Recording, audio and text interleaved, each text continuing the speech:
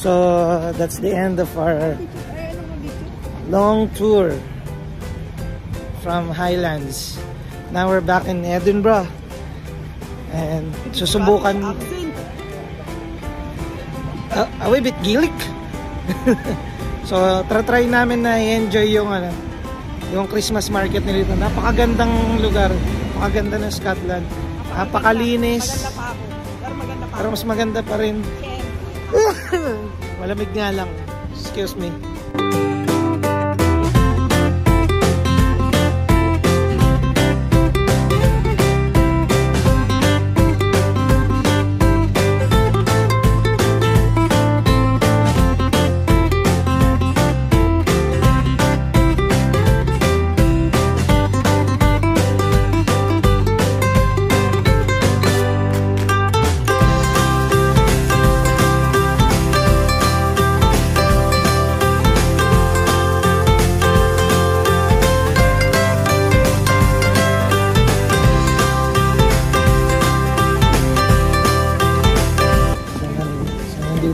Sa Christmas market, sobrang dami ng tao. Grabe, buhay na buhay ang paligid. Grabe, daming tourist.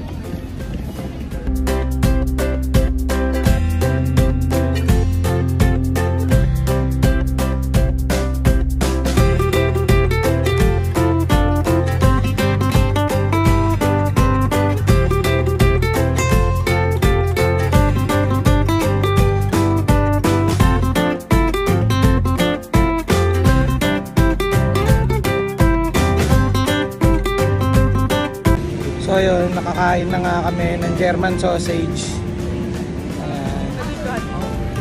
Hindi nga eh. Kasi natuloy-tuloy kain na ako eh.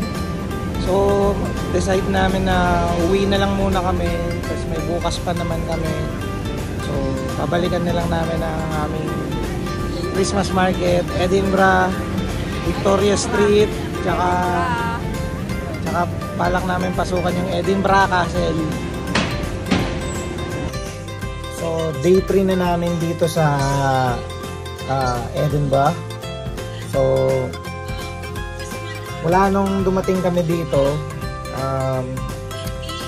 maulan, madilim, laging basa, laging gano'n ang Edinburgh. Pero ngayon mukhang magkakaroon kami ng magandang araw ngayon. So sana magtuloy-tuloy kasi hindi mo ma-spelling yung weather nila dito talaga, really. Kasi minsan ang alis kayong magandang araw tapos maya-maya madilim na, tapos mamaya basa na ulit. Ayun, very challenging.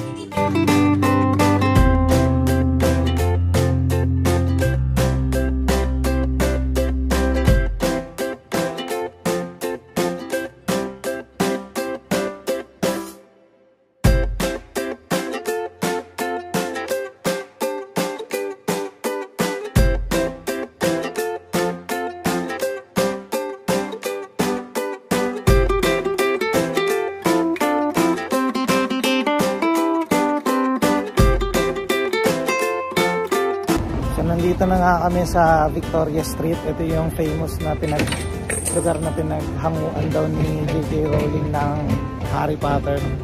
Isa sa mga Harry Potter, kung saan namimili sila Harry Potter ng mga gamit. Lalakad-lakad siya siguro, tapos biglang nakapag-isip.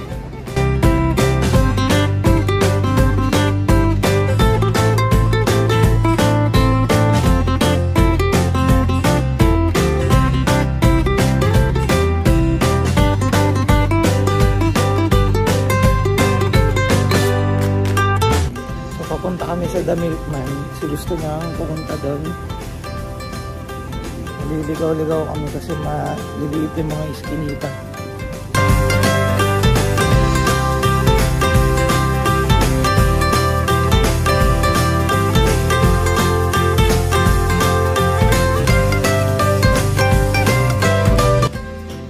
So nandito kami sa arcade. Kakain muna kami. Gusto mo sana mag-hot whiskey ni Mrs. pero natatakot na kasi ako. Siguro mag-ikot na ako pag-iinom. Water na lang.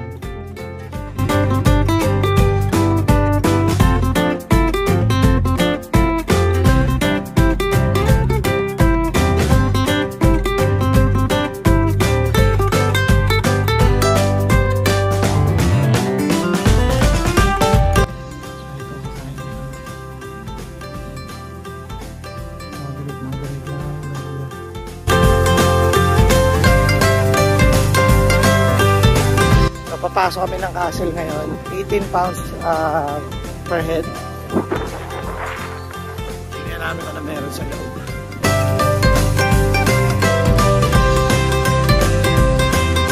So ito na kami, papasok na kami sa Edinburgh Castle.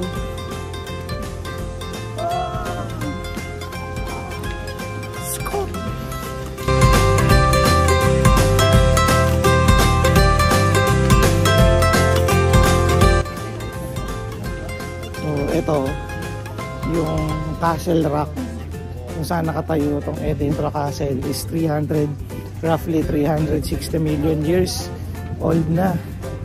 So napakaluma yan, yung bato na yan, luma yan.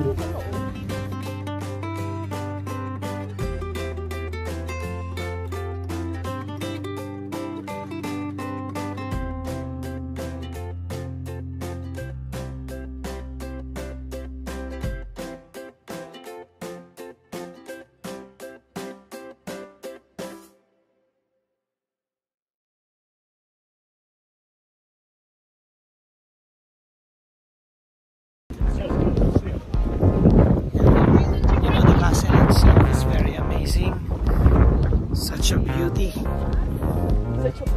So we're going inside now.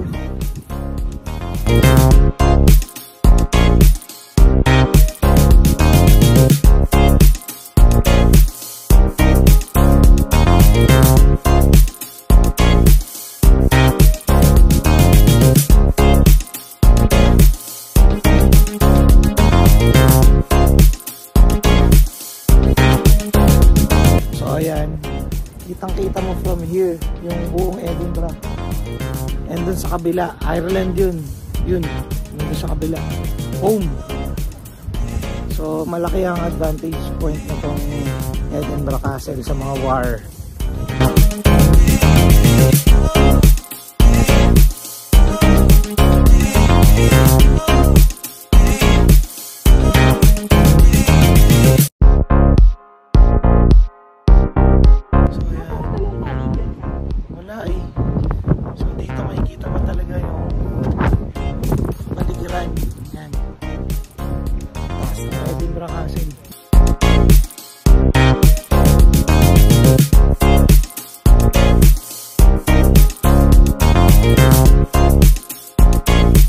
So from that view, makikita mo yung view ng isang so yun nga, doon makikita mo yung view ng isang Scottish soldier pag kinakalaban nila yung mga kalaban nila mula dito sa castle. Diba? Alam mo yun, sobrang ganda, sapul na sapul sa shore.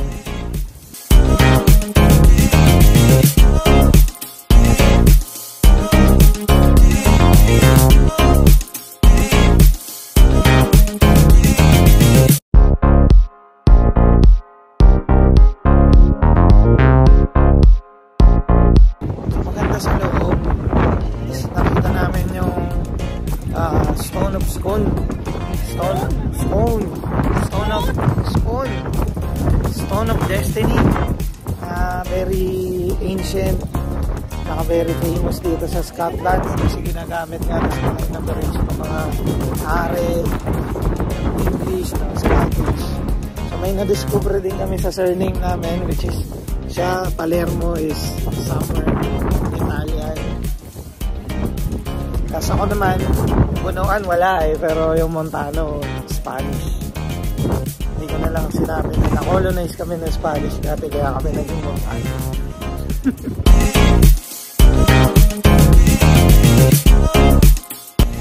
So nandito kami sa loob ng Davis Tower.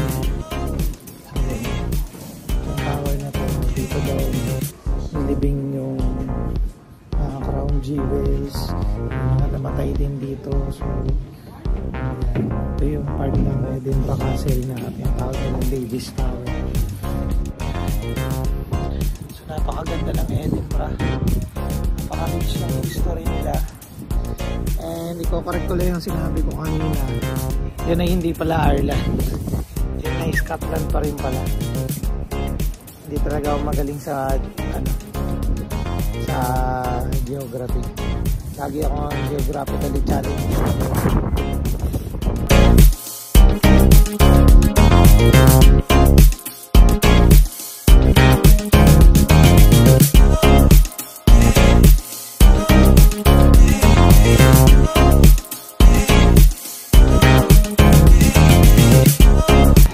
Papahinga muna kami.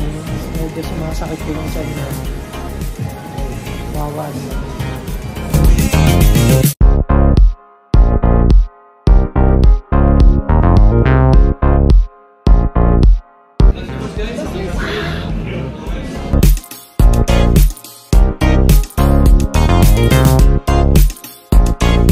So nandito kami sa The Venel Point.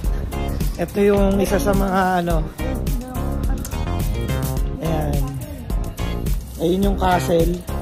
So isa to sa mga most Instagrammable picture spots na madalas makikita sa Instagram. So ito, puntahan namin. Halika na. Para maabuso na namin. Ito na.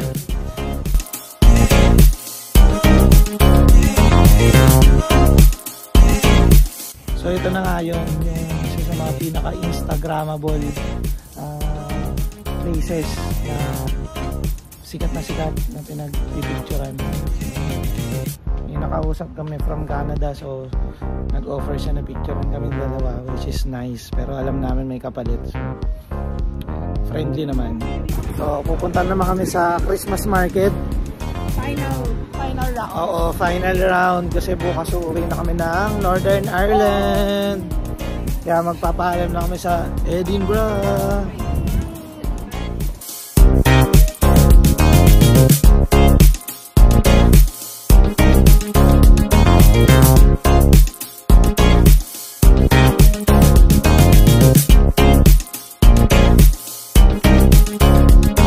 So ayan, pupunta kami doon sa Christmas market with the Ferris wheels and everything.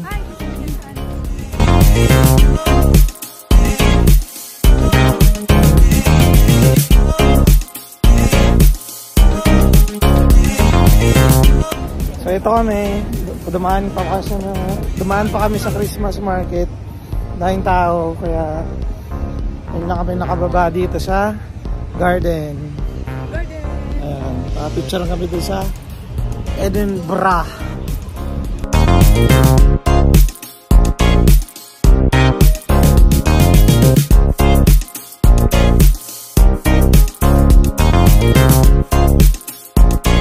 So nandito na kami sa Ocean Terminal, isa tong mall malapit dito sa Holiday Inn na hotel namin. Kain muna kami dito sa Machan's Oriental Express. And afterwards, pupunta kami doon sa Ocean Bar. Okay? So, nandito kami sa The Ocean Bar. Dito kami kakain at iinom ng konti. Then, matutulog na, magpapahinga. Mag-i-impake na rin. Kasi bukas, flight na naman pabalik ng Northern Ireland. And back to work. Sign out na, and then tomorrow is lilipad na kami pabalik lang Northern Ireland. So that's Edinburgh.